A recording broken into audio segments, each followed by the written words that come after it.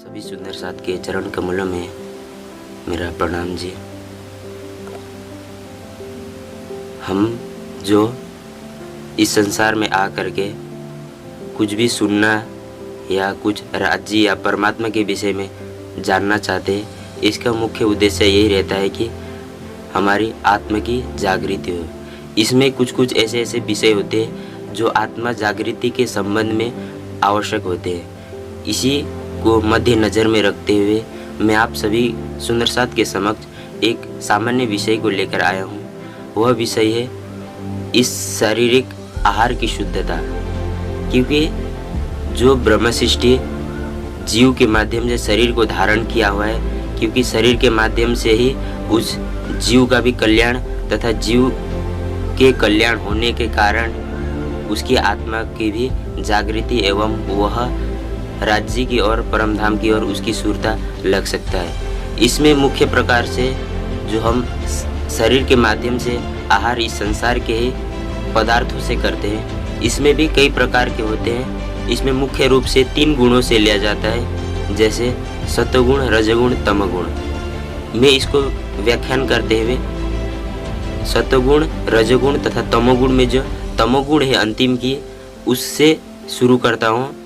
क्योंकि तमोगुण की जो आहार है अधिकतर तो नहीं करते, फिर भी इसका कहने का उद्देश्य इसलिए है ताकि तमोगुण से जब छोड़ते हुए रजगुण तथा सत्वगुण की अवस्था में उस आहार को ग्रहण करते हैं तो वह हमारी आत्मा जागृति के लिए भी सहायक होते हैं। तो इसके विषय में गीता श्री मद् भागवत गीता में कृष्ण जी कह रहे हैं कि यात यामम गतरसम पुति पर्युषितम च यत् उच्छिष्टमपि चामेद्यम भोजनम तामस्य प्रियम।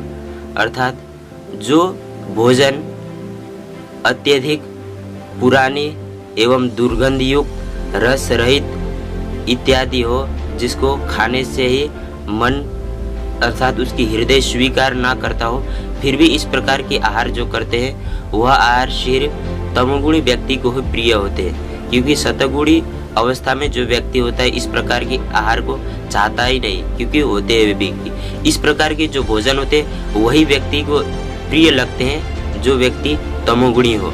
अब रजगुण की बात करते हैं तो रजगुण के लिए कहा गया है कि कट्व अम्ल लवणात्युष्ण तीक्ष्ण रुक्ष विदाहीन आहारो राजस श्रेष्ठा दुख शोकामय प्रदा।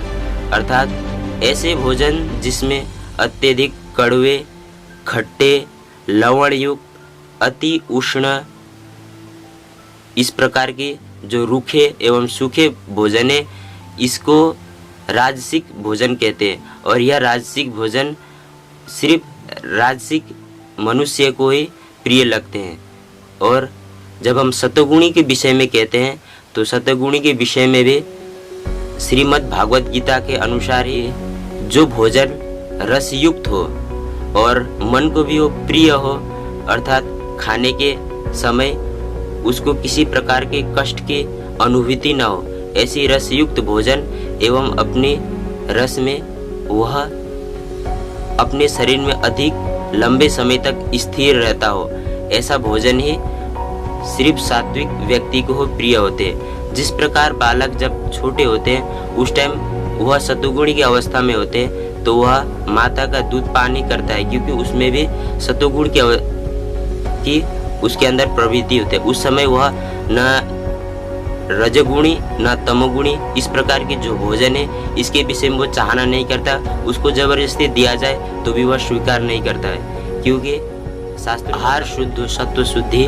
सत्व शुद्धो ध्रुवम। ये आहार जो हम कर रहे हैं उससे उसकी रस भी शुद्धि होता है और स्मृति लब्ध्वा सर्वम ग्रंथीनाम प्रमोक्षय। अर्थात उससे रस जब हमारी शुद्धता होगी तो हमारी मन भी अत्यंत निर्मल हो जाएगा। अर्थात कहने का भाव है मन में कोई विकार नहीं आएगा, बुद्धि में विकार नहीं आएगा।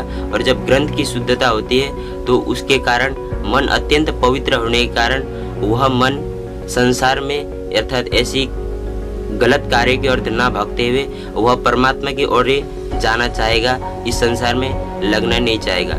क्योंकि हम दृष्टांत के माध्यम से कहे तो वितक में भी एक प्रश्न आता है, जब श्री जी भैरव ठक्कर को कुछ नियमों का पालन कराते परमात्मा की प्राप्ति के लिए, और उनका शर्त यही रहता है कि यदि आप इस नियम को 3 दिन भी पालन करो, अगर उससे भी दर्शन ना होए तो आपको जो करना हो करो। तो उस नियम में यही कहा जाता है कि पीना तंबाकू छोड़ दो, मांस मछली सब, शराब और कैब पदार्थ चोरी न करो। ये जो तंबाकू छोड़ दो, मांस मछली सब, ये जो भोजन है, इस प्रकार के भोजन सिर्फ तमोगुण ही व्यक्ति को प्रिय होते, क्योंकि मैंने पूर्व श्लोक में कह चुका हूँ, जो तंबाकू इत्यादि ये सब मन को प्रिय नहीं होता है। सतगुणी मनुष्य कभी भी इसको मुंह में भी डालता है तो उसे जलन सी होती है, वो शुरू में स्वीकार नहीं करना चाहता है, फिर भी उसको आदत बना जाता है तभी खाता है। इस प्रकार की जो परहेज कराया गया था, उसी कारण उन्होंने 3 दिन के अंदर जब परहेज किया तो उन्हें श्री राज जी का झलक दर्शन भी होने लगा। तो सोचिए, जो हमारी शरीर के द्वारा आहार ग्रहण कर रहे हैं वह राज्य की प्राप्ति के लिए कितना सहायक बन रहे हैं। तो उसी प्रकार हम अपनी भोजन को, अपनी जीवा को, इंद्रियों को अपनी कंट्रोल में रखें और उसको हम सही मार्गदर्शन करें, तो हमें भी इस जागृति में वह भी कुछ सहयोग दे सकता है। तो आज का मेरा मुख्य विषय यही था कि सुंदर साथ होते हुए भी हम तमोगुणी तो नहीं, रजोगुणी का आहार अत्यधिक ग्रहण करते, जिसके माध्यम से हमें ध्यान साधना इत्यादि चित्तवनी में बाधा पहुंचाती है। तो सभी सुंदर साथ से आग्रह करें कि वह कम करते हुए तो गुण युक्त भोजन को ही ग्रहण करें, जिससे हमें आत्मा जागृति में कुछ सहयोग मिल सकता है। तो मैं अपनी वचनों को यहीं पे विराम देना चाहता हूँ। बोले श्री प्राणनाथ प्यारे की जय।